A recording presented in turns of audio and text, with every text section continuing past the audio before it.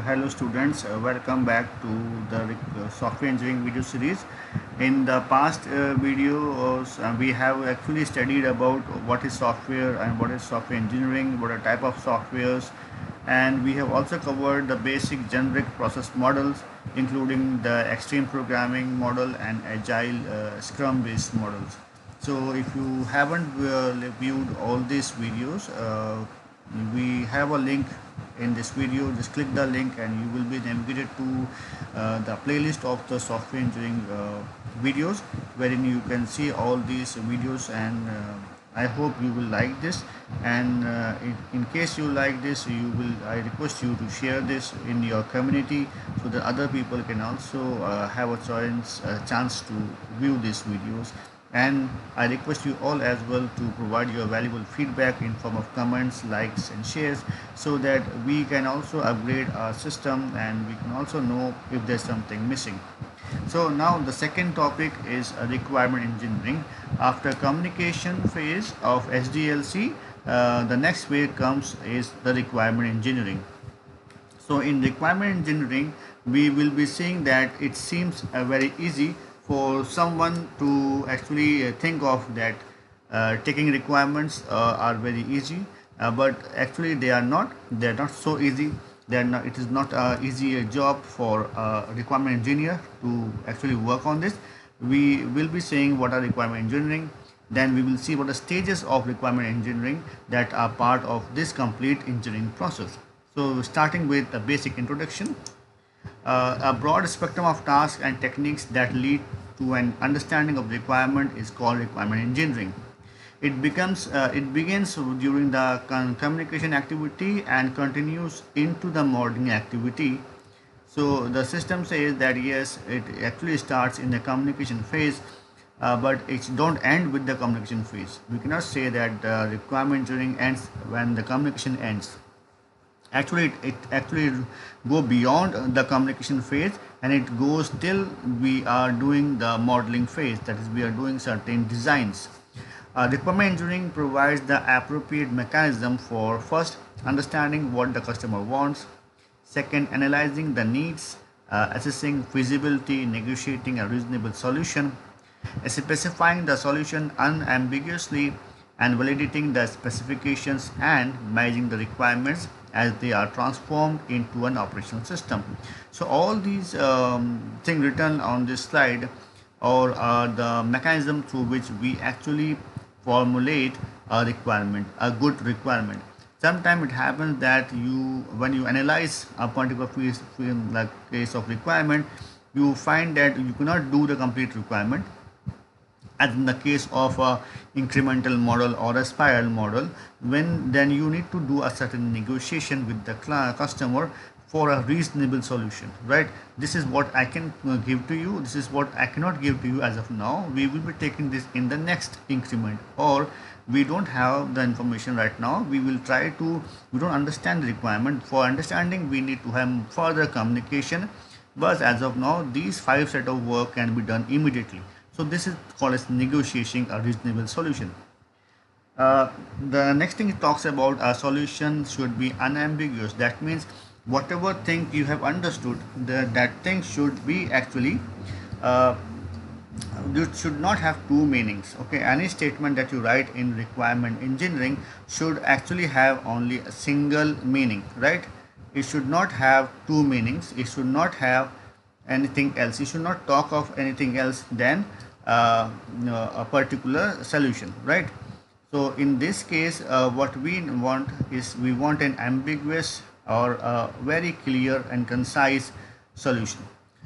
Next thing is for validation of the specifications. We specify some things and we validate also, and finally we transform that requirement into a operational software.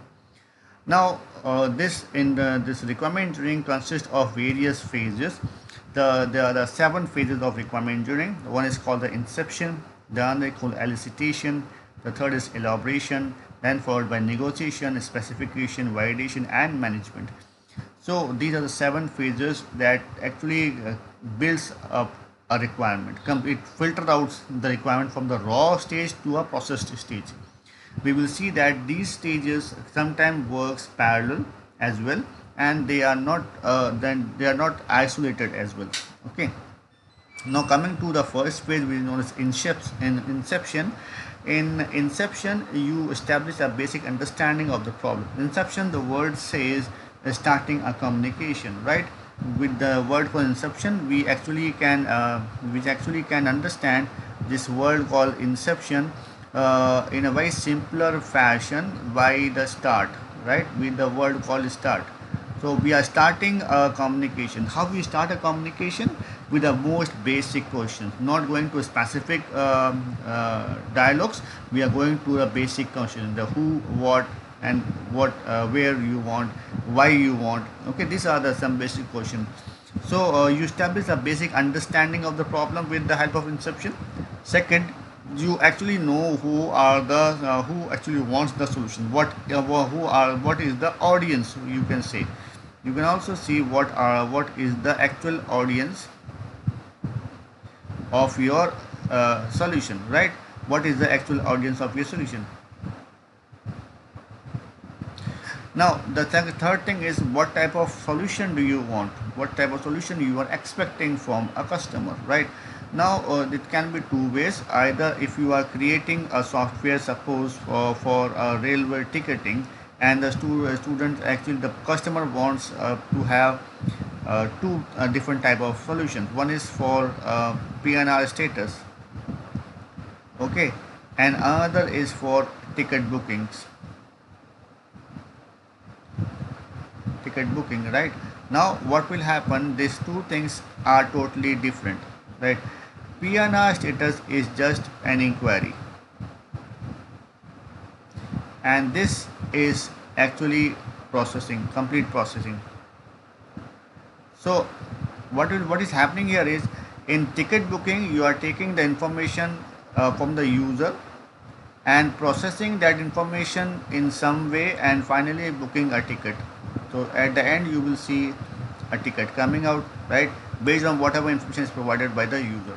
In PNR status, this information is just the PNR number, and we don't book anything, we don't change anything. What we are doing is, we are just giving this PNR, to a system, right?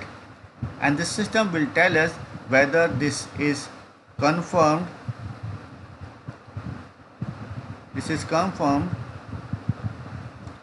or not confirmed, right?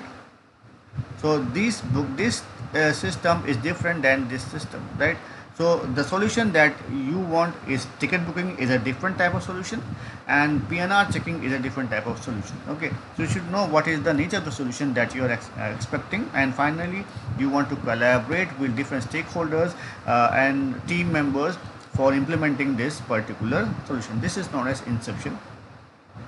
Coming to the next problem, which is known as elicitation. So elicitation actually means asking about the system and other informations in the inception phase. That seems to be easy, right? But we want to dig out more. Now we want to learn that if there are certain things that are left out, we want to actually remove, and we should not leave any stone unturned. And we want to learn what is the scope, what is the volatility, and what are other problems related to the communication phase, inception phase. Because why we need elicitation? We need elicitation because I generally what happens that the scope of a problem is ill defined. Okay, they are not defined. The scope of a problem is not actually defined. So what do you mean by scope? Scope means from where the system should start and from where the system should end. Okay, this is the scope of a particular problem, right? So you should know where to start and where to end. This is called the boundary of a system. I cannot keep on adding code endlessly. I cannot keep on testing the code endlessly. So I cannot do this, right? Because it costs everything. Every time, every second cost in software development.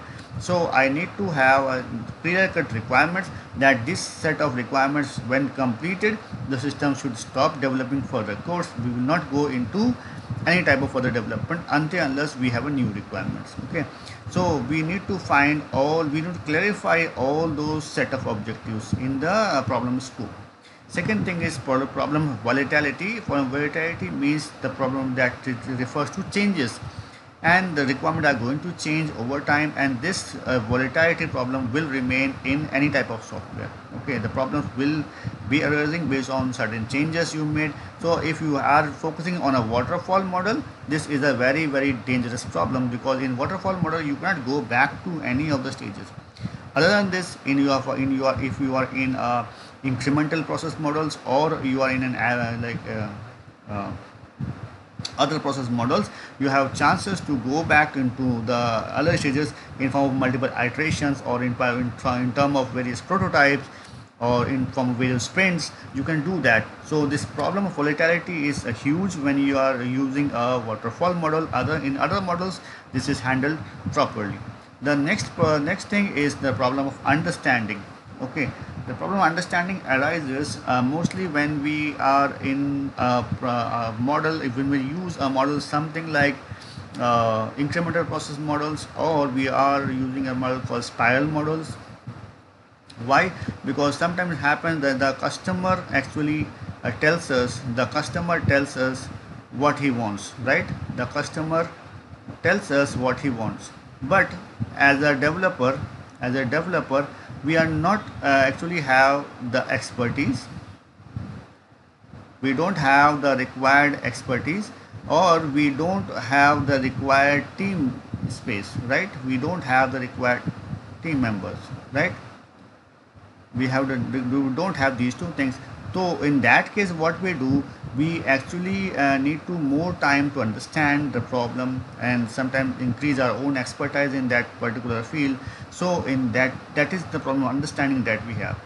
In many other cases, sometimes your developers and the customer both don't have the actual understanding of the system. The customer doesn't want what actually he wants to create, and the developer also doesn't know what actually how he's going to implement that particular thing. In that case also, he needs to understand the problem first.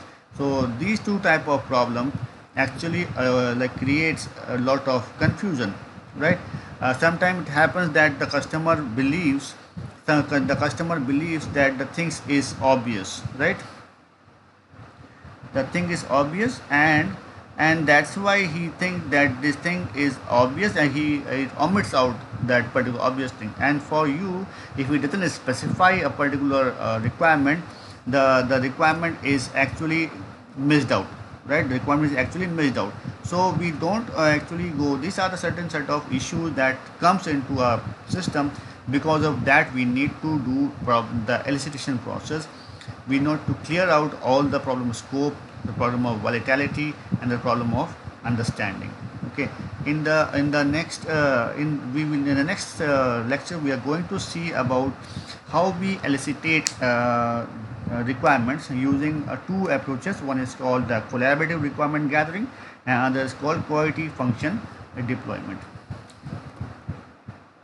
Thank you.